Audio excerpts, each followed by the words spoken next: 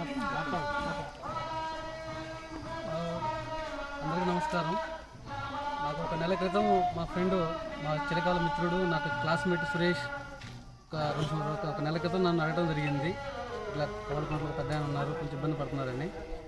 తర్వాత ఇమీడియట్గా నేను అంటే ప్రాసెస్ స్టార్ట్ చేసి ఇమీడియట్గా నా ప్లాన్ ప్రకారం చేసుకొని ఈరోజు రావడం జరిగింది.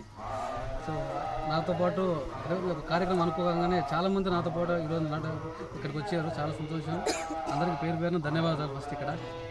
సో రాబోయే రోజులలో ఏదైనా కావాలన్నా కూడా మేము మా యొక్క సహాయ సహకారాలు అందిస్తూనే ఉంటాం. అట్లాగే ఇక్కడ గ్రామ పెద్దలు కానీ రాబోయే రోజులలో వీళ్ళకి ఏదైనా రాజకీయ పరంగా కానీ ఇంకోటి కానీ లేకపోతే ఏదైనా అవకాశం ఉంటే వీళ్ళకి ఏదైనా చేయగలిగే కెపాసిటీ ఉంటే, అంటే ఏదైనా పార్టీ అధికారం వచ్చిన తర్వాత కూడా ఇళ్ళ పట్టాలు కానీ ఎంతవరకైనా సొంత ఇల్లు లేదంటున్నారు. అయినా ఉన్న ఇల్లు కూడా అది ఎవరితో స్థలం అంటున్నారు. అట్లాగే ఒక పెన్షనే కాకుండా రాబోయే రోజుల్లో వాళ్ళకి బ్రతుకు తీరు రెగ్యులర్గా వాళ్ళకి ఒక ఇన్కమ్ వచ్చే సోర్స్ ఏదన్నా పెట్టిస్తే దానికి ఏదైనా మన అందరూ సహాయ సహకారాలు అందిస్తే చాలా బాగుంటుంది.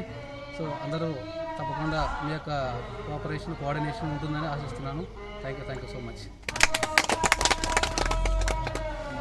రాజన్న